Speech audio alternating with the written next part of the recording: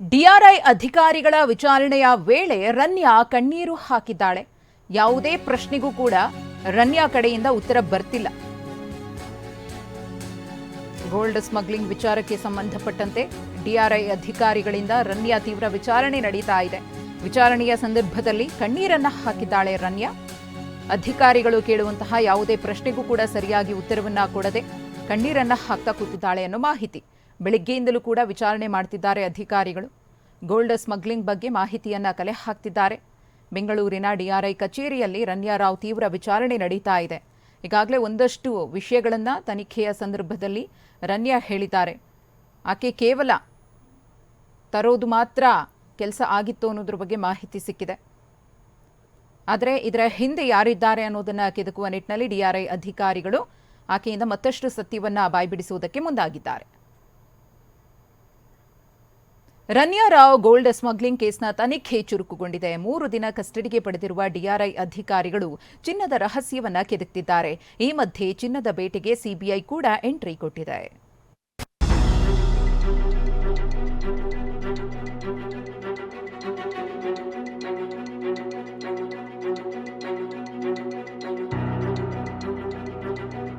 Ranya gold smuggling ಕೇಸ್ಗೆ CBI entry.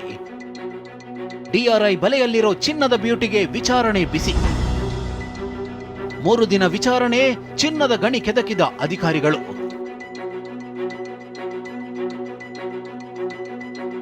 ಚಿನ್ನದ ಗಿಣಿ ರನ್ಯಾ ರಾವ್ ಕಟ್ಟಿರೋ ಚಿನ್ನದ ಗಣಿ ರಹಸ್ಯವನ್ನ ಡಿಆರ್ಐ ಅಧಿಕಾರಿಗಳು ಭೇದಿಸುತ್ತಿದ್ದಾರೆ. 3 ದಿನ ರನ್ಯಾಳನ್ನ ಕಸ್ಟಡಿಗೆ ಪಡೆದಿರೋ ಡಿಆರ್ಐ ಅಧಿಕಾರಿಗಳು ತೀವ್ರ ವಿಚಾರಣೆ ನಡೆಸುತ್ತಿದ್ದಾರೆ. ಈ ನಡುವೆ ಸಿಬಿಐ ಕೂಡ ಎಂಟ್ರಿ ಕೊಟ್ಟಿದ್ದು ರನ್ಯಾ ವಿರುದ್ಧ ಸಿಬಿಐ ಕೇಸ್ ದಾಖಲಿಸಿಕೊಂಡಿದೆ. ಇತ್ತ ಡಿಆರ್ಐ ಅಧಿಕಾರಿಗಳು ಪ್ರಕರಣದ ಬಗ್ಗೆ ಮತ್ತಷ್ಟು ಮಾಹಿತಿ ಕಲೆ ಹಾಕಲು ರನ್ಯಾಳನ್ನ ಕಸ್ಟಡಿಗೆ ಪಡೆದಿದ್ದಾರೆ. ಜಾಮೀನು ಪಡೆದ್ರೆ ತನಿಖೆಗೆ ಹಿನ್ನಡೆಯಾಗುತ್ತದೆಂದು ಕಸ್ಟಡಿಗೆ ಪಡೆದು ಗ್ರಿಲ್ ಮಾಡ್ತಿದ್ದಾರೆ.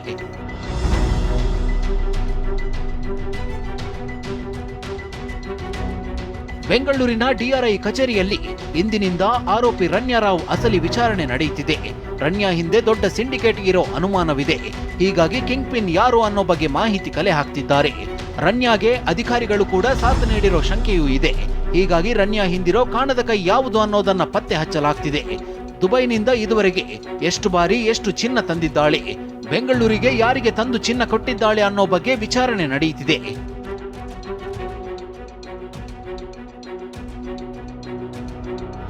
ರನ್ಯಾಳ ಮೊಬೈಲ್, ಲ್ಯಾಪ್ಟಾಪ್ ವಶಕ್ಕೆ ಪಡೆದು ವಿಚಾರಣೆ ನಡೆಸಲಾಗ್ತಿದೆ. ಮನೆಯಲ್ಲಿ ಸಿಕ್ಕ ಹಣ, ಚಿನ್ನದ ಮೂಲದ ಬಗ್ಗೆಯೂ ಪ್ರಶ್ನೆ ಕೇಳಲಾಗ್ತಿದೆ. ಹಿರಿಯ ಇಂಟೆಲಿಜೆನ್ಸ್ ಅಧಿಕಾರಿ ಮುಂದೆ ರನ್ಯಾ ರಾವ್ ಹೇಳಿಕೆ ದಾಖಲಿಸಿದ್ದು, ಈ ವೇಳೆ ಚಿನ್ನ ಸಾಗಾಣಿಕೆ ಸತ್ಯ ಒಪ್ಪಿಕೊಂಡಿದ್ದಾಳೆ. ಇದೇ ವೇಳೆ ತನ್ನ ಟ್ರಾವೆಲ್ ಹಿಸ್ಟರಿ ಬಿಚ್ಚಿಟ್ಟಿದ್ದಾಳೆ. ಏರ್ಪೋರ್ಟ್ ವಲಸೆ ವಿಭಾಗದಲ್ಲಿ ರನ್ಯಾ ಫ್ರೀಕ್ವೆಂಟ್ ಟ್ರಾವೆಲರ್ ಆಗಿದ್ಲು. ಅಂದ್ರೆ ನಿರಂತರವಾಗಿ ವಿದೇಶ ಪ್ರಯಾಣ ಮಾಡ್ತಿದ್ಲು. ಇದನ್ನೇ ರನ್ಯಾ ರಾವ್ ಬಂಡವಾಳ ಮಾಡಿಕೊಂಡು ವಿದೇಶದಲ್ಲಿ ಸುತ್ತಾಡ್ತಿದ್ಲು. ಯುರೋಪ್, ದುಬೈ, ಅಮೆರಿಕ ಸುತ್ತಾಡಿದ್ದ ರನ್ಯಾ ಕಳೆದ ಡಿಸೆಂಬರ್ನಿಂದ ಮಾರ್ಚ್ವರೆಗೂ ಪ್ರಯಾಣ ಮಾಡಿದ್ಲು. ಡಿಸೆಂಬರ್ 24ರಂದು ದುಬೈ ಹೋಗಿ ಡಿಸೆಂಬರ್ 27ಕ್ಕೆ ವಾಪಸ್ ಬಂದಿದ್ಲು. ಜನವರಿ 18ರಂದು ಅಮೆರಿಕಾಗೆ ತೆರಳಿ 7 ದಿನ ಉಳಿದುಕೊಂಡಿದ್ಲು. ನಂತರ ಜನವರಿ 25ರಂದು ಅಮೆರಿಕದಿಂದ ಬೆಂಗಳೂರಿಗೆ ವಾಪಸ್ ಆಗಿದ್ಲು. ಫೆಬ್ರವರಿ ತಿಂಗಳಲ್ಲಿ ನಿರಂತರ ದುಬೈ ಪ್ರವಾಸ ಕೈಗೊಂಡಿದ್ದ ರನ್ಯಾ ಫೆಬ್ರವರಿ 2ರಿಂದ ಮಾರ್ಚ್ 3ರವರೆಗೆ 5 ಬಾರಿ ಪ್ರಯಾಣ ಮಾಡಿದ್ದಾಗಿ ವಿಚಾರಣೆ ವೇಳೆ ಬಾಯ್ಬಿಟ್ಟಿದ್ದಾಳೆ.